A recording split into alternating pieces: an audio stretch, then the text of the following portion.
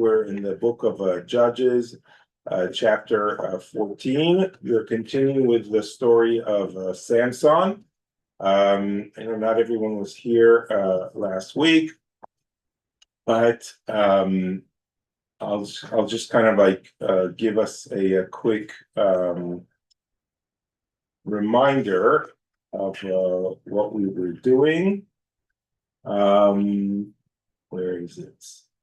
The text is here, and I'm going to share it also on Zoom. Chapter 13.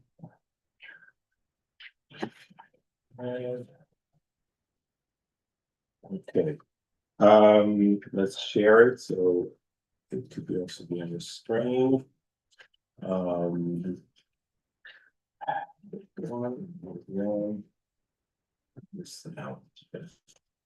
So I'm just reminding everyone, and you can watch the video also, anyone that missed the class, that basically we are in chapter 13, learn about the birth of Samson, Shimshon, who his mother, before he's born, gets this special appearance by an angel of God that comes to her and says to her, "You are gonna bear a child, and he's going to be sanctified to God. He's going to be a Nazirite, and you shall not drink any wine or anything from the grapes or anything like that, and also don't cut his hair, and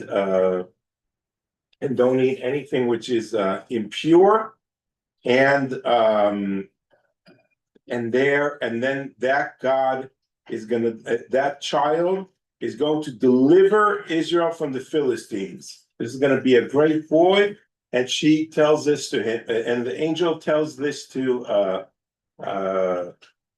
the wife of Manoach, the mother of Samson. Her name is not mentioned in the Bible at all, which on the one hand is interesting. On the other hand, many times names of women, even if they were heroines of stories, is not mentioned in the Bible. And the husband's name is mentioned, Manoach. So she's the wife of Manoach. So that's kind of like the way the Bible mentions her name, and she's the main character in the chapter, not her husband. However, she runs to her husband and tells him, "Listen, you won't believe this, but we've been expecting a child. I met this man today. Okay, and I'm going to be pregnant." And he's like, "Whoa, what do you mean?" And he's like, no, it's an angel of God. Okay, so he's even more suspicious. He's like, what are you talking about? So he asks for an introduction to this angel of God, and then the angel of God appears to the woman again, not to the man, not to Manoach, and she runs again. She's like, "Why'd you come when my husband's not here?" It's like, "Wait here, don't move anywhere." She runs back home, and she gets her husband to arrive, and then the angel says to Manoach the same thing. Okay, that this is going to be a Nazirite, and you have to keep this child pure and away from any intoxicants, from any alcohol, not cut his hair, and he's a Nazirite to God. He does not tell Manoach the reason for this, which is to save the Israelites from the Philistines. He does not mention that part to the husband, which is very interesting. But when Manoach sees this, he falls on his face, and he's like, "Tell us your name. We want to honor you." And the angel kind of like ascends to heaven, not wanting to disclose his name, and they make a sacrifice, like a burnt offering, to God in gratitude for this, and the angel ascends with the fire of the burnt offering, and then Samson is born. And today in chapter 14, we're going to read more about him growing up and the rest of his story. But there are a few things from chapter 13 that I wanted to kind of like conclude, which I was about to do last week, but there was a power outage. So I was able to save some of the recordings. So you could go back and get, it's a short lesson. So get the introduction, which I summarized a little bit today. But the first one is Manoach's wife. Okay, Manoach's wife is only known in the story as the wife of Manoach. She's always known in association with her husband and therefore has no name of her own. Everything she does and her very essence is connected with him. However, when she begins to break out of that mold by taking charge of the things related to her new child, Manoach begins to become increasingly more distressed. The power structure that used to be part and parcel of their marriage is now flipped on its head. Manoach wants desperately to regain his foothold, since perhaps he now feels powerless relative to his wife, who now holds the keys, and he is now no longer in control. Perhaps by sending the angel a second time, God remains steadfast in sending a message to Manoach and others.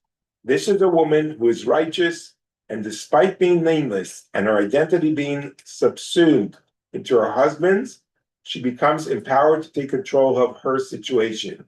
So this interesting commentary by Hannah Wertheimer basically is telling us the reason the angel only appears to the woman twice and not to the man is to show us that this is a special woman, okay, and a righteous woman. And she's kind of like the one who's going to be raising Manoach. And we also speculated last week that maybe Manoach, okay, the husband, was part of all the other Israelite men that didn't really worship God in a proper way. They worshipped idols, okay, and maybe the women were the ones who were more righteous, the women who kind of kept the faith to the God of Israel. So that's why the angel and God bypass the husband and go directly to the righteous woman, which is a criticism on kind of like the society at the time. The society that was ruled by men is not a fit society to be saved by God. And by going to the woman who is righteous and then having a son who's going to be impure, he's not going to be. Maybe you could just I'm trying to turn it off. Maybe I'm turning it off. okay.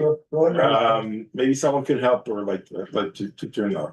Okay. Yes, Larry. One of the things that I'm confused about, considering all the boundaries that the Torah put on Nazarites, why does this actually happen that the God or his messenger is enforcing a Nazarite condition? To me, it just seems counterintuitive to what the Torah.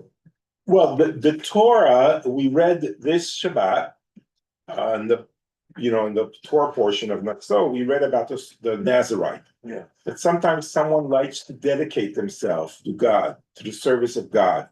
You do it like as a gratitude for something that you went through, or you want to abstain from the kind of like the pleasures of life. Okay, for 30 days. You want to dedicate yourself, to God. So you go into like this biblical AA program, Alcoholics Anonymous program, because it's like, I'm consumed by alcohol. It's like all the decisions I make in life, everything I do is like wrong. I'm gonna be clean from that or abstain from these things. So dedicating yourself to God. But it seems like the Torah, wait, you're right that the Torah encourages us to enjoy life, okay?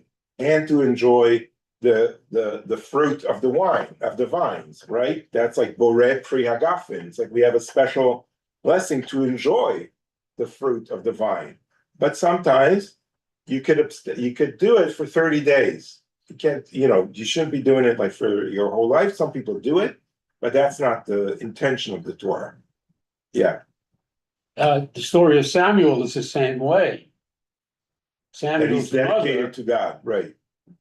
Exactly. He's dedicated to God as well. That's a good point. Now another interesting passage written by Shoshana Zucker, who is a member of the community I used to lead in for Saba in Israel, who's a great scholar in her own right. She writes about the varieties of religious experience, the responses to doubt and revelation by Mr. and Mrs. Manoach. The chapter is a mini study in the varied but fleeing nature of religious experience and the variety of human response to it.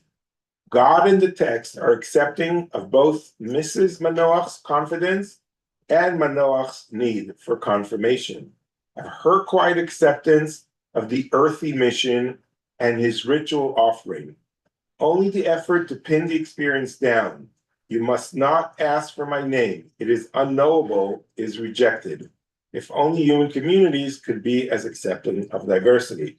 So what she is basically saying, there are different ways of experiencing religion.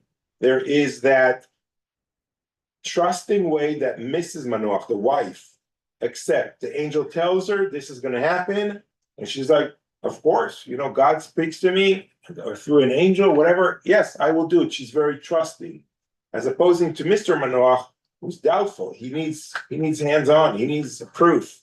Okay, he needs to know the name of the angel. He needs to know that this is really going to happen. He doesn't trust his wife. He doesn't trust God even in that sense. So he needs more signs. He needs the burnt offering to be accepted and to see the angel and all these things. Different kind of religious experiences that she writes. I thought that would be an interesting commentary for us as well. It's a different experience than what Jacob did. Jacob struggled with the angel. I mean, he was aggressive. Mm-hmm. He didn't just sit back and. That's a good point. Yeah, he also needed like real proof, right? And he was even wrestling with the angel. Okay, the next passage is about the Lord's angel. Angel in Hebrew is malach. Okay. The Lord's angel, the malach, did not continue to appear to Manoach and his wife. That's when Manoach knew that he was the Lord's angel. Then Manoach said to his wife, we will surely die, for we have seen a divine being, Elohim. Malach, usually rendered angel, and Elohim, usually God, are frequently mistranslated.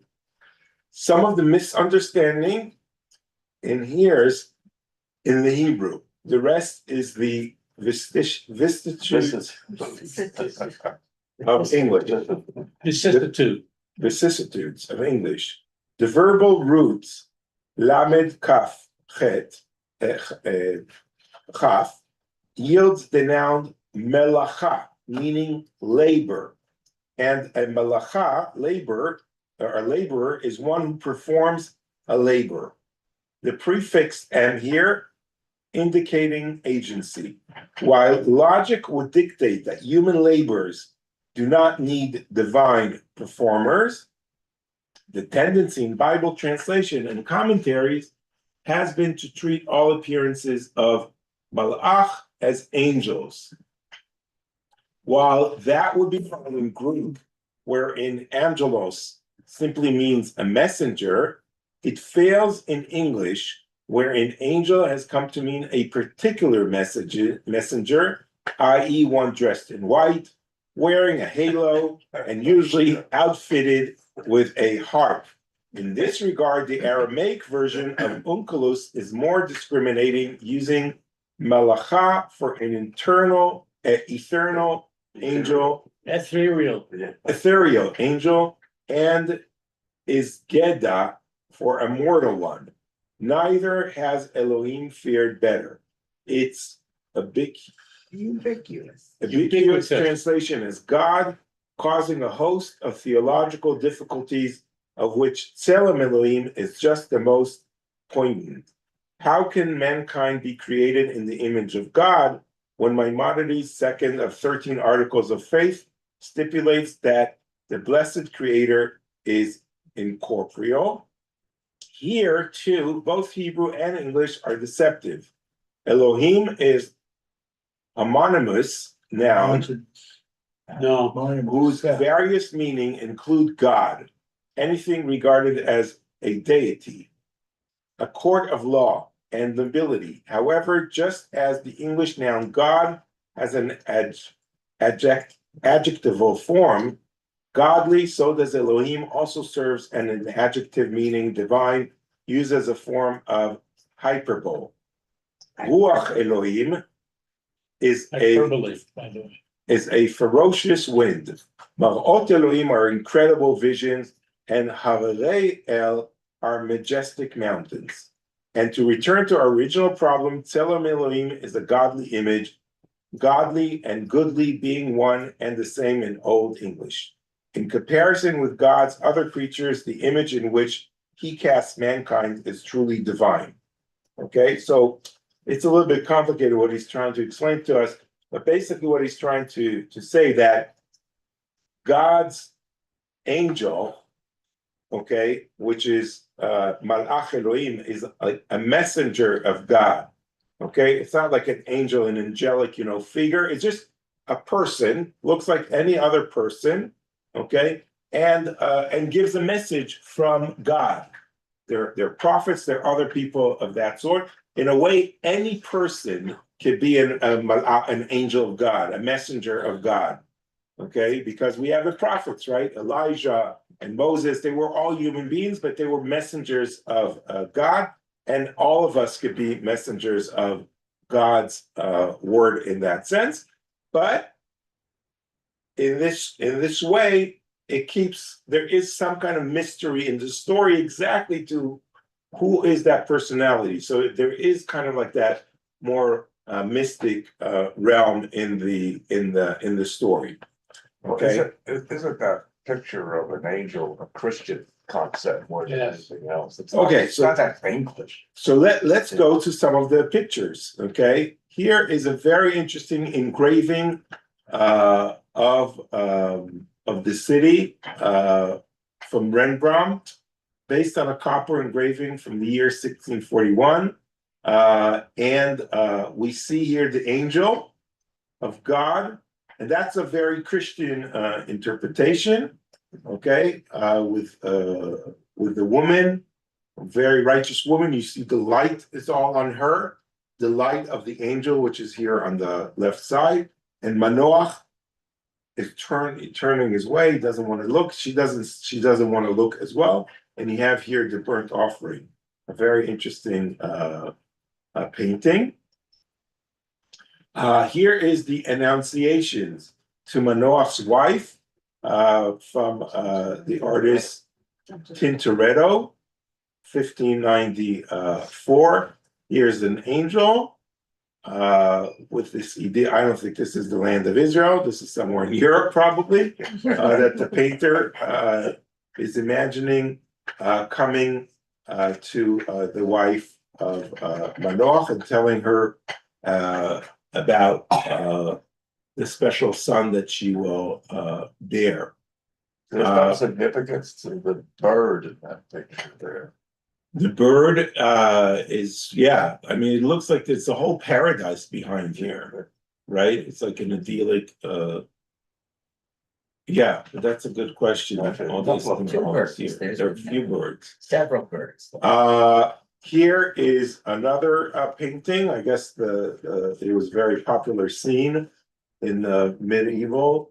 I don't know the artist here, but here they are looking at him and he's looking at them, which is very interesting. This is, like in the Bible, like you would imagine, right? They turn their face away. They didn't want to see God.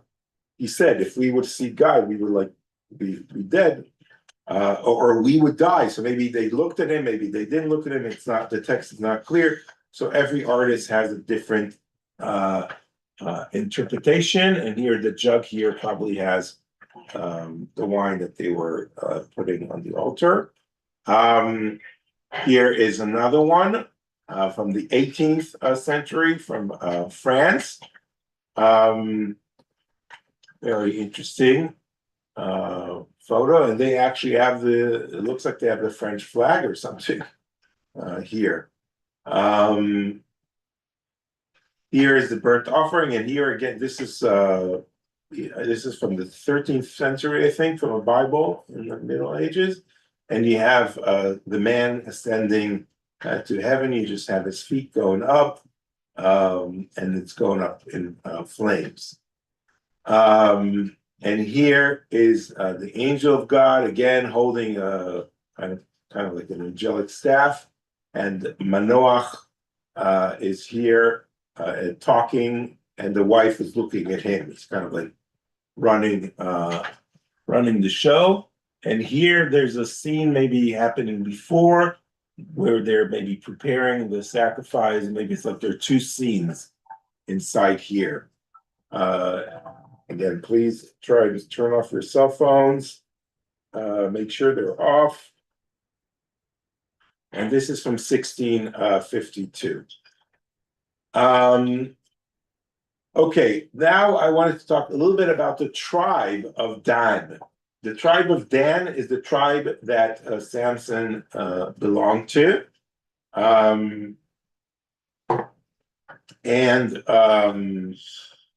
It's a very interesting tribe. I mentioned it yesterday as well.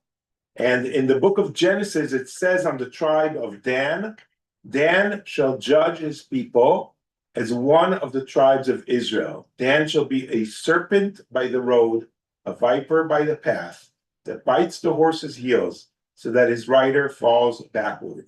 For your salvation I await, O Lord. So this is in the book of Genesis, hinting kind of like on the role that the tribe of Dan, which is going to be represented by Samson, is leading the people of Israel. Because if you remember, when we first started learning the book of Judges, we said each tribe had at least one judge that came out of them to save the people of Israel. And Samson is the one that comes out for the tribe of Dan. Is that Jacob's? That's Jacob's blessing to his children, correct? Okay, and then there's a very interesting midrash from Yalkut Shimoni that talks about Samson being born between Tzoah and Eshtaol, which is where the tribe of Dan first began, which is kind of like here, near Bet Shemesh, near Jerusalem. And the tribe of Dan migrates at a certain point up north because of the wars with the Philistines. They did not prevail. At the end of the day, the Philistines took over and had kind of like pushed them away north. But So'ah and Eshtaol is where Samson, when Israel did prevail and were victorious, at the times of Samson, this is where he operates, and this is also where he's born, and buried, in between So'ah and Eshtaol. So Rabbi Asi said, So'ah and Eshtaol were two great mountains. By the way, they are mountains, but they're more like hills. They're small. They're not so big. You probably didn't know the geography of Israel. This midrash is probably written in Babylonia or something like that, many years later. And Samson uprooted them and ground them against one another. It's an earthquake. Okay, because Samson was so strong, he took them and he kind of like both fighting against each other. Rabbi Yochanan said, Samson judged Israel like their father in heaven.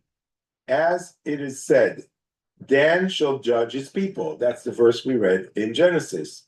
And Rabbi Yochanan also said, Samson was called by the name of the Holy One, blessed be he, as it says, for the Lord God is a sun and shield.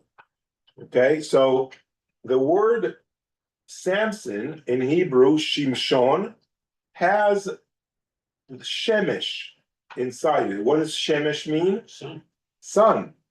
Okay, so Samson is kind of like sun, and God is the God of sun and also a shield, and that kind of like implies that in Samson's name is God's name as well. And could it really mean that? Rather, it means that Samson's name reflected an aspect of God's name. So he's not an actual God, he has God's name in it. Just as the Holy One protects the entire world, so too Samson, through his strength, protects all of Israel. Okay, so that's one commentary to the name of Samson. And another comes from the word Yeshamesh, which is that God would use him. Okay, Shemesh is also to use someone, and Shmama is also devastation. So all these, it's a play on the word of Samson. They're all in his name, right? You know that in the Hebrew, so it's a beautiful play on his word. And the wife, and this is by a Barbanel, a 14th century commentator. And he writes, and the wife bore a son and called him Samson, not knowing why she gave him that name. Yet she understood that God would use him, Shamesh, like the word Samson, during his lifetime, and that there will be great devastation, Shemama, for the Philistine. Okay, so the Philistines will be devastated. The word Shemama is a play on that word. Therefore, she did not publicize the reason for the name, to protect his identity. So the reason the wife did not tell the man, her husband, Manoach, why he was born, is to protect his identity, because he's going to save all the people of Israel. And for 40 years, the Philistines controlled the Israelites. There was this guy from Dan whose wife could have no children. Though not old, an angel came to tell her of God's plan. Listen up, you're going to have a son. So make sure that no razor cuts his head. You can't drink any wine. I know, no fun. And don't touch anything unclean or dead. She ran and told her husband the good news. He thought, an angel? Is my wife a quack? The angel came to her again to schmooze. She ran and called, Manoach, he's come back. Manoach cried, we'll die. She said, the rest I leave to God. The boy was born and blessed. This is by Rabbi Ilana Korshan, who's a friend of mine and a very good author, and funny. Okay, now with that long closure for chapter 13, and now Samson is born, and we read at the end of chapter 13, the woman bore a son and she named him Samson. The boy grew up and God blessed him. The Spirit of God first moved him in the encampment of Dan between Sorah and Eshtaol. So Samson is born and something happens to him. God's kind of like spirit moves him, and he is kind of like, everyone kind of like sees this is a special boy. He has these special strength. So now chapter 14. Maybe I'll make this a little bit bigger. Is this big enough? Oh, yeah. Oh, okay. Once Samson went down to Timnah. And while in Timnah, he noticed a certain young Philistine woman. Okay? On his return, he told his father and mother, I noticed one of the Philistine women in Timnah. Please get her for me as a wife. Okay? His father and mother said to him, Is there no one among the daughters of your own kindred and among all our people that you must go and take a wife from the uncircumcised Philistines? But Samson answered his father, get me that one, for she is the one that pleases me. His father and mother did not realize that his request was from God, who was seeking a pretext against the Philistines, for the Philistines were ruling over Israel at that time. So this is very interesting. Samson, we know, for anyone that knows the story, loved women. He loved beautiful women, okay, and he loved to play around. He's a young man, what is it? Yeah, Young man. okay, right, okay. And one of the play in his words is Shimshon is Shemesh and Shemesh On. On is like the male power, the kind of like the lust that men have for sex. So this is like he enjoys sexual relationships with beautiful women, and he wants to do it with non-Israelite women, with the Philistines, who are the enemies. But when you're attracted to someone, it's like, cross borders or anything like that. And that's the one that pleases him. So it's like, it's interesting. On the one hand, he's going to be sinning. He's going to be doing something wrong. He's going to be intermarrying. He's going to have a relationship with the enemy. It's not just that she's not part of the Israelites, part of the enemy, right? The Philistines are the enemy. But it's kind of like the divine plan. He's being used by God to save the people of Israel. So his parents don't understand that. Maybe his mother knows that, but his father doesn't know that because he doesn't know that this boy is going to save the people of Israel. So it's like, just marry, don't marry someone from the tribe. He's like, nope, this is the one I want. Did Samson know it was a command from God, or is he just? That's a very good question. We don't know that.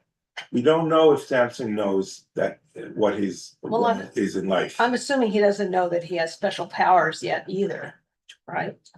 I think by now he understands that he's strong. Yeah. His hair, has grown tremendously. He's like I think he played growing up. He probably beat up a few kids in the block and realized he's much stronger than they are. How much of Israel was ruled by the Philistines? It says they ruling over Israel, but they couldn't rule over all of Israel. No, they didn't rule all of Israel. Dan really suffered the most. The Philistines we talked about last week were their main four cities was Gaza, Ashkelon, Ashdod, okay, and Gat here. Okay, this is like their area. This is the tribe of Judah is here. The tribe of Dan is here, which have really suffered the most from them. And this is where Timnah is. This is the city that he went down to, right on the border between Dan and their area.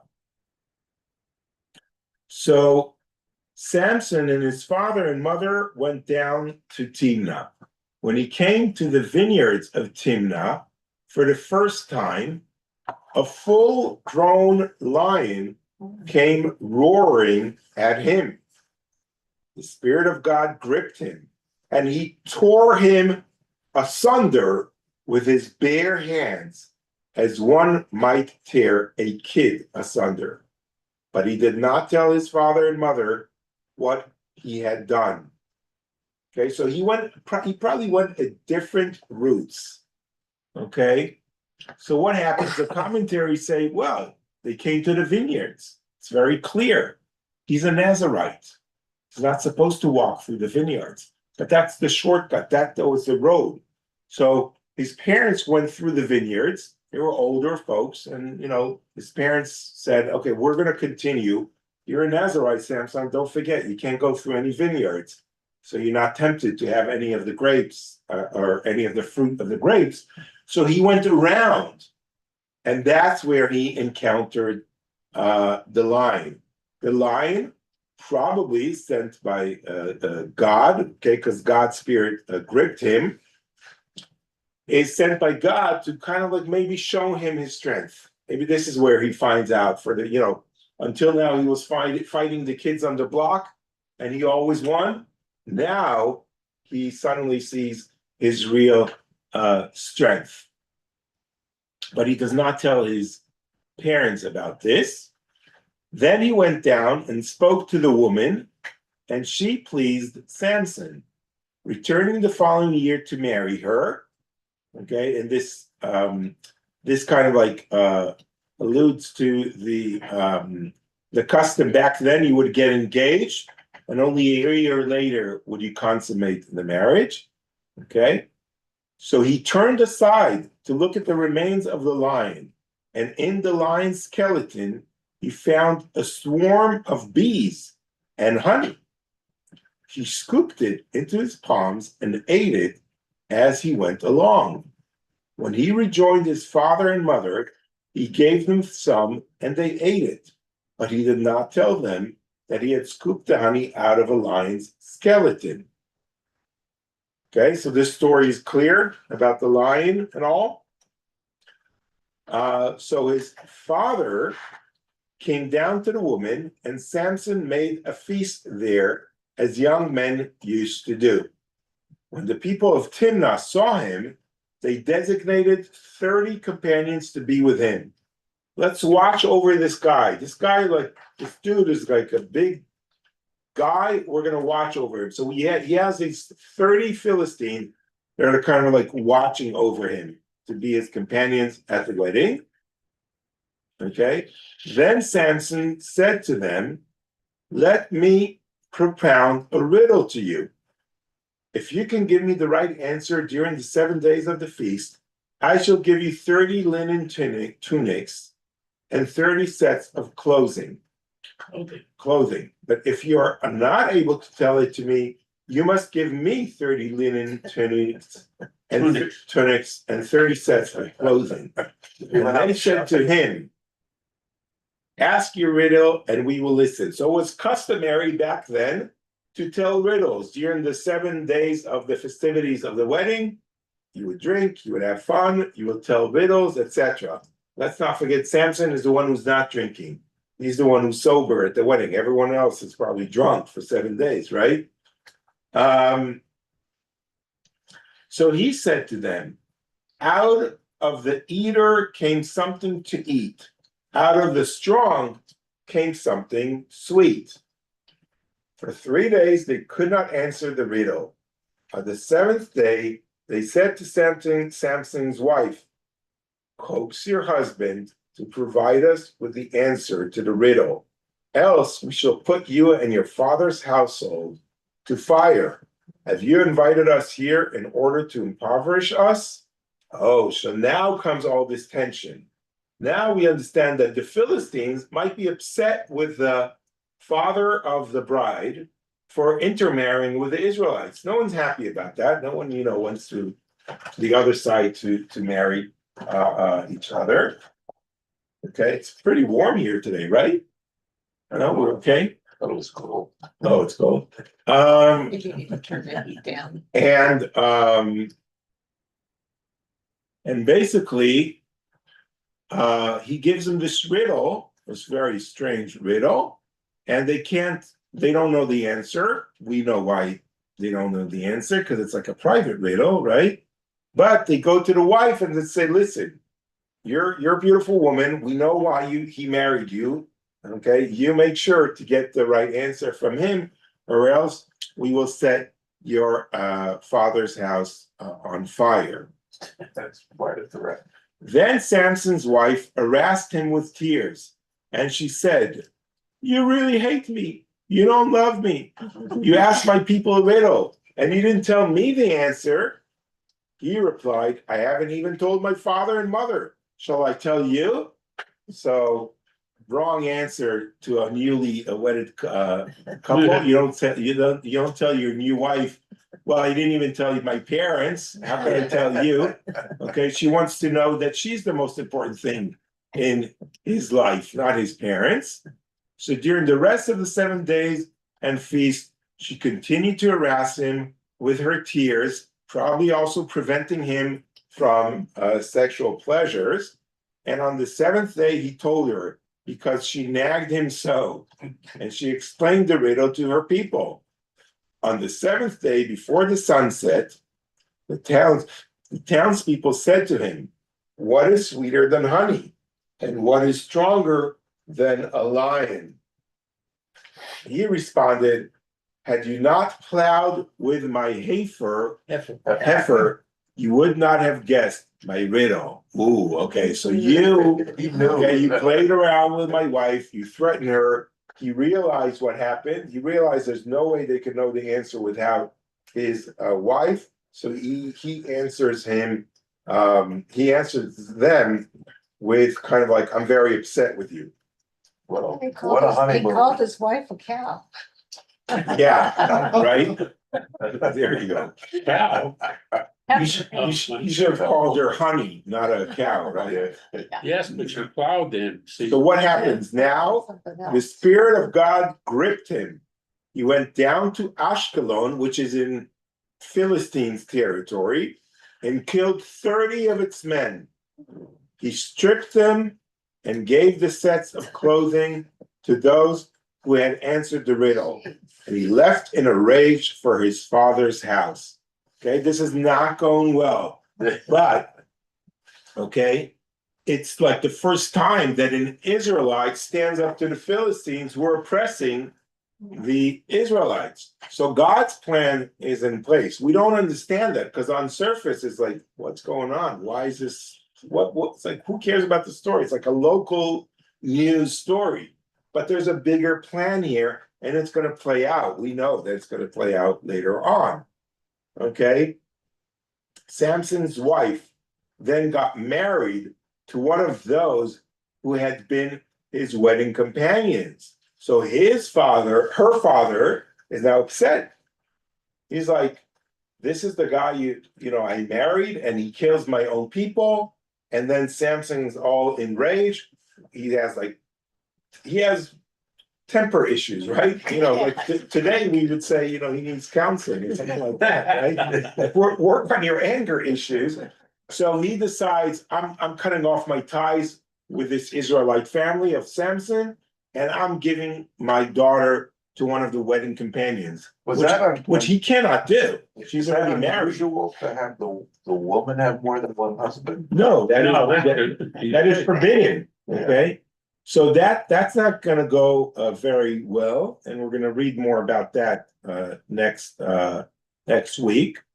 Okay, Timnata. Okay, just so we understand about this place that we were talking about before, here in this, not the south of Israel, but kind of like a little bit south of the center of Israel, is today Tel Batash, or Tel Batashi, is an ancient archaeological mound in the Shfela region, located on the northern bank of the Sorek stream. The Sorek River is a big river in Israel, west of Kibbutz Sorah. Kibbutz Sorah actually have a beautiful winery there, and they make very good office chairs. When I used to work in Israel, I would always get my furniture from them. The accepted identification of the mound is with the ancient district city of Timnah, also spelled Timnata, which is mentioned many times in the Bible and in sources from the Second Temple, Mishnah, and Talmud periods. So it's a very well-known city. Yeah, I've been to Timnah. There's copper mines there. right, King Solomon got some of his. Okay, that's a very good point, Eric, but that's not where you were, okay? That is here. That's in the south of Israel. That's near Eilat. Okay? But it's near Ashkelon, the actual Timnah. No. You're referring to something that's kind of like here even. It's not even in the map. Okay? It's on the border No, of the but sign. that's down south, and that still exists today. So, but that's a good point. There, it's a different Timna. This is Timna with a hey. That Timna is with an ayin at the. But it's a good point. And now to this very interesting fight between Samson and the lion. Human beings fighting with lions or human beings with great powers is something that we see in the Bible. We have David. David later on is going to be fighting, was it a lion or a bear? Lion. A lion, right? Okay, and David won. Okay, so, and that's an ancient myth. Even in ancient Babylonian tradition, we have Enkidu, who is a human being, who's a human being who has God's power, okay, wrestling a lion. And we even have this was found in Iraq, modern Iraq today, okay, and you know about the story? It's from the Epic of Gilgamesh. The Epic of Gilgamesh, right. Okay, and about 30 feet to the right of or north of the Lion Gateway was, Sir Austin Henry Layard on March 5th was an English traveler, archaeologist, cuneiformist, art historian, draughtsman, collector, politician, and diplomat. Boy, that's a lot. He is best known as the excavator of Nimrud and of Nineveh, which is in Nineveh. Syria, where he uncovered a large proportion of the Assyrian palace reliefs known. And in 1851, the Library of Ashurbanipal. Wow. Okay, this was all discovered in the 19th century. We did not know about these cultures until the 19th century. About 30 feet to the right or north of the Lion Gateway was a second entrance, at each side of which were two singular figures. One was that of a monster whose head, of fanciful and hideous form, had long pointed ears and extended jaws, armed with huge teeth. Its body was covered with feathers. Its forefeet were those of a lion. Its hind legs ended in the talons of an eagle, and it had spreading wings and the tail of a bird. Behind this strange image was a winged man, whose dress consisted of an upper garment with a skirt of skin or fur. A long sword was suspended from his shoulders by an embossed belt. Sandals, armlets, and bracelets completed his attire. Okay, so this whole fascination of images of human beings fighting with creatures or fighting with strong animals is embedded throughout ancient times and was even in Babylonian times. So Samson, the Bible, which is written many, many years later, kind of like took images from the culture around it and embedded it into the Bible. Just as a side note, the story of Gilgamesh was written here by an author named Shirley Graetz, the mother of my children, and she wrote this. Here is a painting of Samson fighting a lion. Lucas Carnage the Elder, 1525. Cranach. I never heard of him. Nicholas of Verdun in Austria from the 12th century, another beautiful image. Here's another one from the 17th century of Samson fighting the lion. You know, one thing I wonder about is Here's from the 19th century. Poor lion, huh? No chance against Samson. Look like you see the power of Samson, how strong he is. Here is James Tissot. This is in the Jewish Museum in New York from the end of the 19th century. Samson eats the honey. Okay, and you see what happened. Here's the lion, here it laying in the back. Here are the riddles.